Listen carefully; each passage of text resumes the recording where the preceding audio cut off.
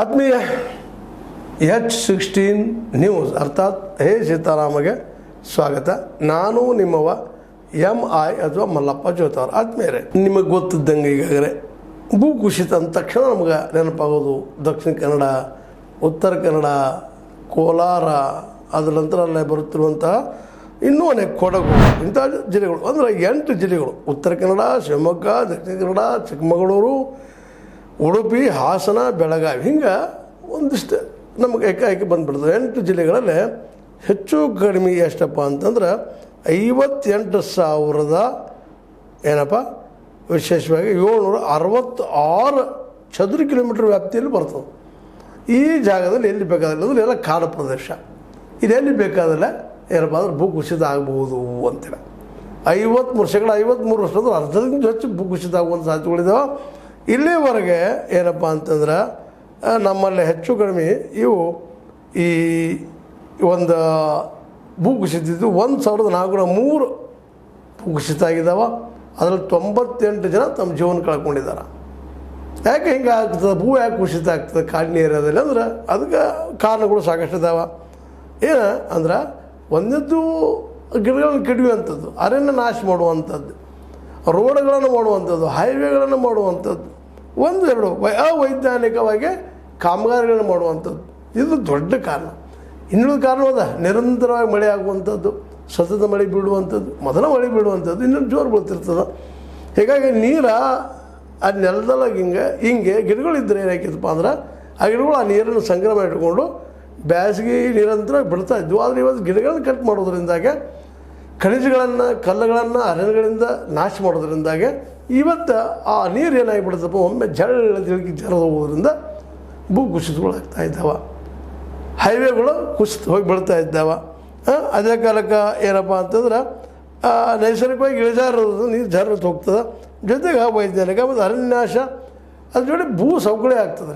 ಮಳೆ ಆಗೋದ್ರಿಂದಾಗೆ ಭೂಮಿ ಮೇಲೆ ಮೇಲ್ಮನ್ನ ಜರಿದು ಹೋಗಿಬಿಡ್ತದೆ.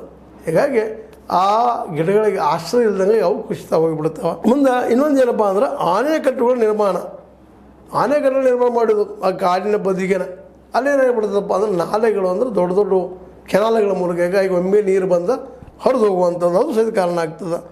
ಇನ್ನು ನದಿಗಳಿಗೆ ಅಡಚಣೆ ಮಾಡುವಂಥದ್ದು, ಕೆಲವೊಂದು ಕಡೆ ನದಿಗಳು ಸರಳವಾಗಿ ಹರಿತಿರ್ತಾವೆ, ಅಲ್ಲೂ ಕೆನಾಲು ಮತ್ತೆ ಮಾಡಿ ಅಡಚಣೆ ಮಾಡೋದು, ಇವು ಸಹಿತ ಭೂ ಕುಸಿತಕ್ಕೆ ಕಾರಣ ಆಗ್ತವೆ.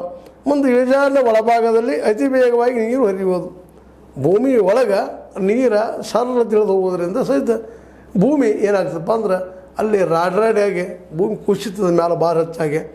ಮುಂದೆ ಅದೇ ಕಾಲಕ್ಕೆ ಭೂ ವೈಜ್ಞಾನಿಕ ಸಂಬಂಧಿಸಿದ ಅನೇಕ ಕಾರಣಗಳು, ಇವೆಲ್ಲ ಕಾರಣಗಳಾಗಿ ಈ ಒಂದು ವಿಶೇಷವಾಗಿ ಏನಪ್ಪ ಅಂತಂದ್ರೆ ಅದರಲ್ಲೂ ವಿಶೇಷ 3 ಜಿಲ್ಲೆಗಳು ಇಲ್ಲಿ ಭಾಳ ಸಲ ಏನಪ್ಪ ಭೂ ಕುಸಿತ ಆಗ್ತದೆ. ಅದು ದಕ್ಷಿಣ ಕನ್ನಡ, ಕೊಡಗು ಮತ್ತು ಉತ್ತರ ಕನ್ನಡ 3 ಜಿಲ್ಲೆಗಳಲ್ಲಿ.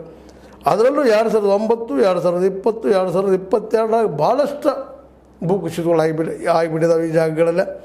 ಕೊಡಗಿನಲ್ಲೂ ಸಹಿತ ಅಷ್ಟೇ 2006, 2011, 2018, 19, 20 ಅಲ್ಲೂ ಸಹಿತ ನಿರಂತರವಾಗಿ ಏನಪ್ಪ ಅಂದ್ರೆ ಈ ಭೂಕುಸಿತಗಳು ಆಗ್ತಾಯಿದ್ದಾವೆ. ಉತ್ತರ ಕನ್ನಡದಲ್ಲಿ 2009, 10, 21, 22, 24 ಈ ಕುಸಿತಗಳಿಂದ ಏನಾಗಿಬಿಡೋದಪ್ಪ ಅಂದ್ರೆ ಜೀವನಕ್ಕೆ ಅಸ್ತವ್ಯಸ್ತ ಆಗ್ಯದ. ಇದನ್ನು ಇದನ್ನು ನಡೆಯುತ್ತಿರುವಂಥ ಏರಿಯಾದಲ್ಲೇ ಸಹಜವಾಗಿ ಸಾವಿನ ಸಂಖ್ಯೆ ಹೆಚ್ಚಾಗ್ತದೆ, ನಾಶ ಆಗ್ಲಿಕ್ಕತ್ತದ, ಕೋಟಿಗಳಲ್ಲಿ ನಾಶ ಆಗ್ಲಿಕ್ಕತ್ತದ ಕಾಡ. ಈ ಹಿನ್ನೆಲೆಯಲ್ಲೇ ಈ ಒಂದು 52,766 ಚದುರ ಕಿಲೋಮೀಟ್ರ್ ಏರಿಯಾ ಅದಲ್ಲ, ಆ ಏರಿಯಾದಲ್ಲೇ ಇವು ನಿರಂತರ ನಡೀತಾ ಇರ್ತಾವೆ. ಅದರಲ್ಲೂ ಮುಖ್ಯವಾಗಿ ಕೊಡಗು ಏನಪ್ಪ ಅಂದ್ರೆ 96% ಆಗ್ತದೆ ಅಲ್ಲಿ ಭೂಕುಸಿತ. ಮುಂದೆ ದಕ್ಷಿಣ ಕನ್ನಡದಲ್ಲೇ 94% ಆಗ್ತದೆ. ಮುಂದೆ ಆಮೇಲೆ ಕೊಡಗಿನ 96. ಅದೇ ಕಾಲಕ್ಕೆ ಇನ್ನುಳಿದ ಕಡೆಗಳಲ್ಲೂ ಸಹಿತ ಈ ಒಂದು ಶಿವಮೊಗ್ಗದಲ್ಲಿ 56% ಆಗ್ತದೆ. ಉತ್ತರ ಕನ್ನಡದಲ್ಲಿ 81% ಭೂಕುಸಿತಗಳಾಗ್ತವೆ. ಹೀಗಾಗಿ ಅಲ್ಲಿ ಜನ ಕಾಡಿನ ದಂಡಿಗಿರೋದು, ಕಾಡಿನಲ್ಲಿರೋದಕ್ಕೆ ಭಯ ಪಡುವಂಥದ್ದು ಆಗಿಬಿಟ್ಟದಂತ. ಅದಕ್ಕೆ ಇದನ್ನು ತಡಿಬೇಕಾದ್ರೆ ಏನು ಮಾಡಬೇಕು ಅನ್ನುವಂಥ ಸಹಿತ ಭಾಳ ಮುಖ್ಯದ ಇಲ್ಲಿ ಏನಿಲ್ಲ. ಮೊದಲನೇದಾಗಿ ಕಾಡಿನ ಪ್ರತ್ಯೇಕ ಬಿಡಬೇಕು. ಅದನ್ನು ಕಡಿದು ಮತ್ತೇನು ಮಾಡಿ ಹೈವೇಗಳು ಮಾಡೋದು, ಮತ್ತೇನು ಮಾಡೋದ್ರ ಜೊತೆಗೆ ಅಲ್ಲಿ ನಾಡನ್ನು ಮಾಡಲಿಕ್ಕೆ ಹೊರಟ್ರೆ ಸಹಜ ಆಗ್ತದೆ, ಕಾಡು ನಾಶ ಆಗ್ತದೆ. ಕಾಡು ನಾಶ ಆಗೋ ಜೊತೆಗೆ ಭೂ ಕುಸಿತಗಳು ಹೆಚ್ಚಾಗೋದು ಹೋಗ್ತಾವೆ. ಅದರಿಂದಾಗೆ ನಿಮ್ಗೆ ಗೊತ್ತಿದೆ, ಈಗ ಒಳ್ಳೆ ಹೇಳೋದ್ರಲ್ಲಿ ಏನು ಅರ್ಥ ಇಲ್ಲದು. ಅದರಿಂದ ಜನಜೀವನಕ್ಕೆ ಅಪಾಯಗಳು ಆಗ್ತಾ ಹೋಗ್ತಾ ಇದ್ದಾವೆ. ಹೀಗಾಗಿ ಈ 8 ಜಿಲ್ಲೆಗಳಲ್ಲೇ ಈ ಭೂಕುಸಿತ ಅತಿ ಹೆಚ್ಚು ಆಗ್ಯದ ಅಂತೇಳಿ ಕಂಡು ಬರ್ತದೆ. ಇನ್ನು ಅದರಲ್ಲೂ ಮುಖ್ಯವಾಗಿ NGT ವರದಿ ಪ್ರಕಾರ ಕಂದಾಯದಲ್ಲಿ ಜನ ಇರುತ್ತಿರುವಂಥ ಕಾಡಲ್ಲ, ಕಂದಾಯ ಇಲಾಖೆಯಲ್ಲೇ ಹೆಚ್ಚು ಕಡಿಮೆ 31,231 ಚದುರ ಕಿಲೋಮೀಟರ್ ಇದು ಜನ ಇರುವಂಥ ಏರಿಯಾ. ಕಾಡಂದ್ರೆ ಕಾಡು ಪ್ರಾಣಿ ಅದು ಇದು ಇರ್ತಾವ. ಕಾಡು ಬದಿ ಕಂದಾಯ ಇಲಾಖೆ ಬರ್ತದೆ. ಅದರಲ್ಲಿ 31,231 ಚದುರ ಕಿಲೋಮೀಟರ್ ವ್ಯಾಪ್ತಿಯಲ್ಲಿ ಹೆಚ್ಚಿಗೆ ಭೂಕುಸಿತ ಆಗ್ತಾವೆ. ಅಲ್ಲಿ ಹೀಗಾಗಿ ಜನಹಾನಿಗೆ, ಜನಕ್ಕೆ ತೊಂದರೆ, ಅವರ ಪಾಸ್ತಿ ನಷ್ಟ ಆಗ್ತಾವೆ ಮತ್ತು ಅನೇಕ ತೊಂದರೆಗಳು ಆಗ್ತಾವೆ ಅನ್ನೋದನ್ನು ನಾವು ನೋಡ್ತಾ ಬಂದಿದ್ದೀವಿ. ಹೀಗಾಗಿ ಈ ಎಲ್ಲ 8 ಜಿಲ್ಲೆಗಳಲ್ಲಿ ಹೆಚ್ಚು ಕಡಿಮೆ ಭಾಳಷ್ಟು 53% ಭೂಕುಸಿತ ಆಗೋದ್ರಿಂದಾಗಿ ಜನಜೀವನದಿದ್ದು ಇಲ್ಲಿ ಹೆಂಗಪ್ಪ ಇವ್ರ ಬದುಕು ನಾಳೆ ಅಂತೇಳಿ. ಮತ್ತು ಇನ್ನೊಂದು ಏನಪ್ಪ ಅಂದ್ರೆ ಗಿಡಗಳನ್ನು ಶಾಶ್ವತವಾಗಿ ಕಡಿಯೋದ್ರಿಂದಾಗಿ ಶಾಶ್ವತವಾಗಿ ಏನಾಗಿಬಿಡ್ತದಪ್ಪ ಅಂದ್ರೆ ಆ ಭೂಮಿ ಸೌಕಳಿ ಆಗ್ತಾ ನಂತರದಲ್ಲಿ ಬಂಜರು ಭೂಮಿ ಆಗ್ತಾ ಹೋಗ್ತಾವಂತ. ಮುಂದೆ ಇನ್ನೊಂದು ಈ ರೆಸಾರ್ಟ್ಗಳು ಮಾಡೋದು ಮತ್ತೇನು ಮಾಡೋದು ಇವುಗಳಿಂದ ಸಹಿತ ಅಲ್ಲೇ ಸ್ವಿಮ್ಮಿಂಗ್ ಪೂಲು ಮತ್ತೇನು ಮಾಡೋದ್ರಿಂದ ಸಹಿತ ಅಲ್ಲಿ ಗಿಡಗಳನ್ನ ಕಡಿಯೋದ್ರಿಂದಾಗಿ ಮತ್ತೇನು ಮಾಡೋದ್ರಿಂದಾಗಿ ಮಳೆಗಾಲದಲ್ಲಿ ಅವು ಇನ್ನಷ್ಟು ನೀರಲ್ಲಿ ಬಂದು ಸಂಗ್ರಹ ಆಗೋದ್ರಿಂದ ಅಲ್ಲಿ ಭೂಕುಸಿತ ಆಗ್ತಾ ಇದ್ದಾವೆ. ಹೀಗಾಗಿ ಇವತ್ತು ಈ ಒಂದು ಪಶ್ಚಿಮ ಘಟ್ಟ ಆಗಿರ್ಬೋದು, ಅದೇ ಕಾಲಕ್ಕೆ ಕೇರಳದಲ್ಲೂ ಅದೇ ರೀತಿ ಆಗ್ತದೆ, ನಮ್ಮಲ್ಲೂ ಆಗ್ತಾ ಇದ್ದಾವೆ. ಇದರಿಂದಾಗಿ ನಮ್ಮ ಬದುಕು ಇವತ್ತು ಸ್ವಲ್ಪ ಏನಪ್ಪ ಅಂತಂದ್ರೆ ಸಾಕಷ್ಟು ಏರುಪೇರುಗಳನ್ನು ಕಾಣ್ತಾ ಇದೆ ಅಂತ. ಹೀಗಾಗಿ ಏನಪ್ಪ ಅಂತಂದ್ರೆ ಬೆಳಗಾವಿ ಘಟನೆಗಳು ನಡೆದು ಸ್ವಲ್ಪ ನೋಡ್ಕೋದು ಹೋದಾಗ ಸತ್ತದ್ದು ಮತ್ತು ಎಷ್ಟು ಘಟನೆಗಳಾಗಿದ್ದಾವೆ ಅಂತೇಳಿ ಬೆಳಗಾವಿಯಲ್ಲಿ 2 ಘಟನೆಗಳಾಗಿದ್ದಾವೆ, ಜನ ತೀರ್ಕೊಂಡಿಲ್ಲ. ಚಿಕ್ಕಮಗಳೂರದಲ್ಲೇ 260 ಕಡೆ ಈ ಘಟನೆ ಆಗಿದ್ದಾವೆ.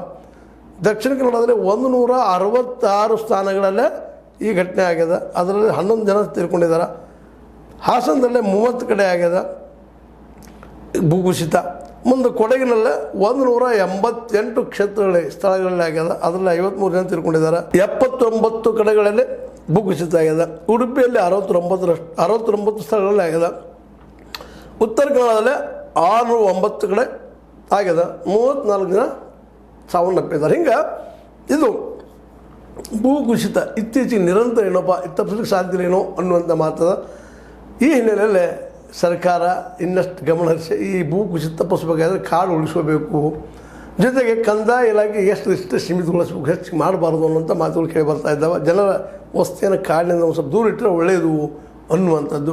ಮತ್ತು ಈ ಒಂದು ಆಧುನಿಕ ವೈಜ್ಞಾನಿಕವಾದಂಥ ಡೆವಲಪ್ಮೆಂಟ್ಗಳಿದ್ದಾವೆ ಅವುಗಳನ್ನು ನಿಲ್ಲಿಸಿದ್ರೆ ಭಾಳ ಉತ್ತಮ ಅಂತೇಳಿ ನಮ್ಮ ತಜ್ಞರು ಹೇಳ್ತಾ ಇದ್ದಾರೆ.